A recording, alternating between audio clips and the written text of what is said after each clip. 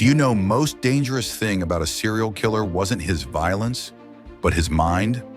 What if the man responsible for some of America's most horrifying crimes didn't look evil at all, yet fooled police, judges, psychologists, even victims? And what if Ted Bundy wasn't just a killer, but a psychological weapon hiding in plain sight? Today we uncover the dark psychology that made Ted Bundy so dangerous, and why so many people never saw him coming.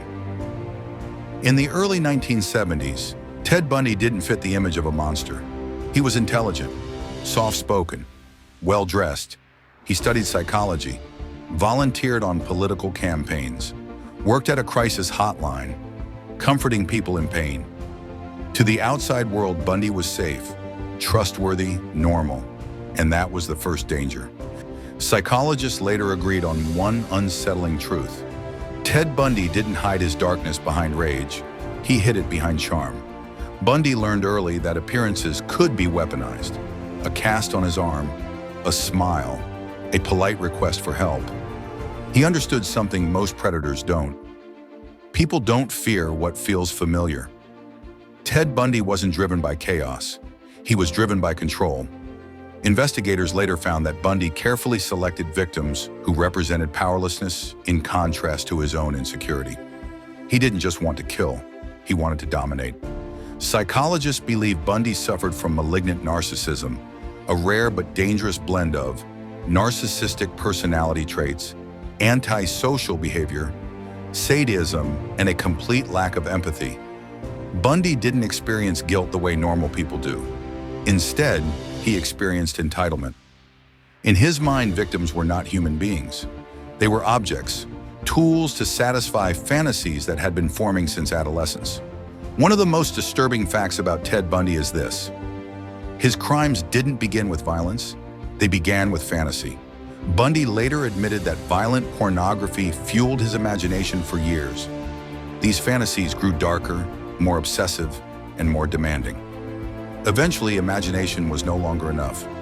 Psychologists call this fantasy escalation, when the mind demands reality to match its internal world. And once Bundy crossed that line, there was no turning back. Each crime wasn't an end, it was rehearsal. Ted Bundy was a psychological chameleon. He could mirror emotions, mimic empathy, adapt his personality to whoever stood in front of him. This ability made him exceptionally dangerous, not just to victims, but to law enforcement. Police officers described him as cooperative. Judges found him articulate. Reporters saw him as intelligent. Even after his arrest, Bundy continued manipulating the system, representing himself in court, delaying trials, controlling attention. This wasn't arrogance, it was strategy. Bundy believed he was smarter than everyone else. And for a long time, he was right. Here's the part most people don't know. Ted Bundy didn't just manipulate others, he studied manipulation. While working at a suicide prevention hotline, Bundy learned how to build instant trust, exploit vulnerability, speak in ways that disarm fear. Experts later realized this experience may have sharpened his ability to lure victims. The very skills meant to save lives may have helped him take them. And that realization haunted investigators for decades. Bundy's greatest psychological weapon wasn't violence, it was plausibility. He looked like someone who belonged in society, someone people wanted to believe in. That created hesitation, delays, doubt. Witnesses second-guessed themselves. Police missed opportunities. Judges granted leniency. Bundy exploited every crack in the system, and each delay gave him time. Eventually, the mask began to crack. Mistakes were made. Patterns emerged. Survivors spoke out. But even when caught, Bundy never truly confessed in the way investigators hoped. His admissions were selective, calculated, often self-serving. Psychologists believe Bundy's confessions weren't about truth. They were about control until the end. Even facing execution, he wanted to shape the narrative. But here's the chilling question that remains unanswered. What if Ted Bundy's psychological profile explains more than just his crimes? What if it explains how many victims were never found? Why his confessions kept changing? and why some investigators believe his mind was hiding something far darker than the official record. The numbers that never settled. When Ted Bundy was finally sentenced to death, investigators expected clarity. They expected names, locations, closure. Instead, they received something far more unsettling: inconsistency. Bundy confessed to around 30 murders, but the number never stayed the same. Sometimes it rose, sometimes it fell. Sometimes he hinted at victims in states no one could confirm. To psychologists, this wasn't confusion. It was intentional. Bundy understood that uncertainty gave him power. As long as the truth remained incomplete, he stayed relevant. And relevance, attention, was something he craved as deeply as control. Here's the truth many people miss. Ted Bundy didn't fear death. He feared losing control of the story. Psychologists studying his interviews noticed a pattern. Bundy rarely spoke in first person. He referred to the killer as if describing someone else. This distancing allowed him to relive crimes without responsibility and without remorse. But it also allowed him to edit reality. Bundy confessed only when it benefited him, to delay execution, to gain privileges, to remain in control of investigators. Every confession was a transaction, and every transaction left something out. Experts believe Bundy engaged in what's known as strategic omission, deliberately leaving gaps in information to maintain dominance over others. For Bundy, secrets were currency. Each undisclosed victim meant one more unanswered question, one more family without closure, one more reminder that even in chains, he still held power. This wasn't silence. It was psychological warfare. Investigators quietly acknowledged something disturbing. Some of Bundy's claimed victims couldn't be verified, not because they didn't exist, but because evidence was never found. Bundy targeted remote areas, forests, mountains, places where bodies disappeared into geography itself. He understood terrain, timing, isolation. Psychologists later suggested Bundy may have intentionally exaggerated some claims while completely hiding others. Why?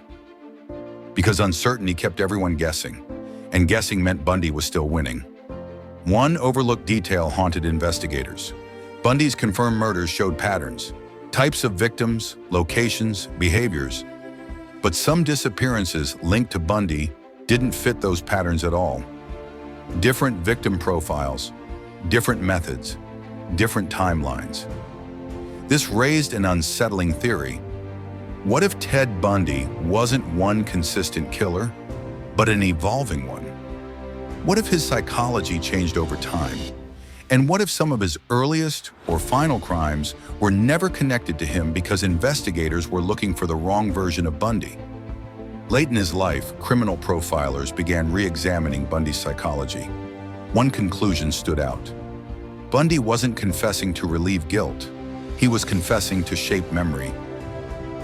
He wanted history to remember him as intelligent, complex, misunderstood, not chaotic, not impulsive, not sloppy. That meant leaving out crimes that didn't fit his self-image, and that means the truth may be more fragmented than anyone realized.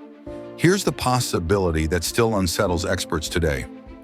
What if Ted Bundy's most revealing confessions weren't the ones he spoke aloud, but the ones he carefully avoided? Every time Bundy said, "That's all," investigators wondered what he was choosing not to say. What names were never spoken? What locations were never revealed? What victims were erased, not by time, but by design? In his final hours, Bundy spoke, but selectively. He hinted, suggested, deflected. Then just before execution, he stopped talking altogether. Psychologists believe this silence was deliberate. One final act of control. One final reminder that even at the end, he decided what the world would know. But what if the truth didn't end with Bundy's silence? What if investigators missed something, not in his words, but in his behavior? That Ted Bundy's true legacy might not be the crimes we know, but the crimes he never admitted to. Tonight, we uncover the truth that investigators believe he hid so well. They almost missed it, because the evidence wasn't in his words, it was in his patterns. Bundy's confirmed crimes followed a chilling pattern. Young women, long hair, certain clothing, a specific type of approach, a certain area, a certain timing. But investigators later realized something terrifying. There were victims who disappeared in ways that matched Bundy's methods, yet they were never connected to him. Not because the evidence didn't exist, because the evidence didn't fit the story Bundy wanted to tell. Bundy's psychology wasn't only about control, it was about identity. And if a crime didn't fit his carefully crafted identity, he refused to claim it. One particular case stands out. A young woman disappeared in a remote area that matched Bundy's known hunting ground. The timeline matched, the method matched, but the victim's profile didn't. She wasn't the typical Bundy type. She didn't fit his preferred appearance, and that's why this case was never connected. Until now. Psychologists now believe Bundy may have committed this crime, not because it matched his desires, but because it proved something else, that he could kill anyone, not just the women he wanted. This is the moment Bundy's psychology becomes truly dangerous, because it suggests he wasn't simply a predator of fantasy, he was a predator of power. In Bundy's mind, power was not a feeling, it was a ritual. The victim wasn't just killed, they were owned. And the ownership was not always about attraction or desire. Sometimes it was about dominance over a life that didn't fit his expectations. This is the truth that haunts investigators. Bundy didn't only kill what he wanted, he killed what proved he could. That means the real number of victims may never be known. Because some victims were not part of Bundy's story, they were simply part of his proof. But the most chilling truth is this: Bundy didn't only hide crimes, he created misdirection. Investigators now believe he intentionally left false clues, small details that led police down the wrong path. This isn't speculation, it's based on the way Bundy staged his crimes, how he chose locations, and the timing of his movements. He wasn't just escaping law enforcement, he was manipulating them, and every misdirection was another act of control. In the years after Bundy's execution, investigators re-examined the evidence. They found something that changed everything. Not a new confession, not a new body, but a pattern. A pattern of crime scenes that resembled Bundy's method, yet didn't fit his profile. This is the most uncomfortable truth of all. Bundy may have been more unpredictable than anyone believed. And unpredictability is the most dangerous form of control, because it makes the predator impossible to catch. The most haunting moment is this: Bundy had the chance to confess everything. He could have revealed the full truth. He could have given families closure. He could have ended the speculation, but he didn't. And the reason is simple. If Bundy confessed to every crime, he would lose his power. He would lose the mystery. He would lose the control. He would become just another killer, and that was not enough for him. Bundy didn't want to be remembered as a monster. He wanted to be remembered as a genius. Now consider the victims, not the numbers, not the headlines, the people, the families who never got answers, the mothers who never found closure, the sisters who never knew what happened, the partners who lived with unanswered fear. Bundy's silence wasn't just a psychological weapon, it was a final act of cruelty. And it continues to hurt even today. So the truth is this: Ted Bundy wasn't only dangerous because he was violent. He was dangerous because he understood the human mind better than most.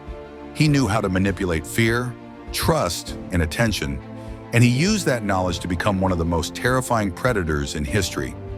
He wasn't just a killer, he was a psychological storm.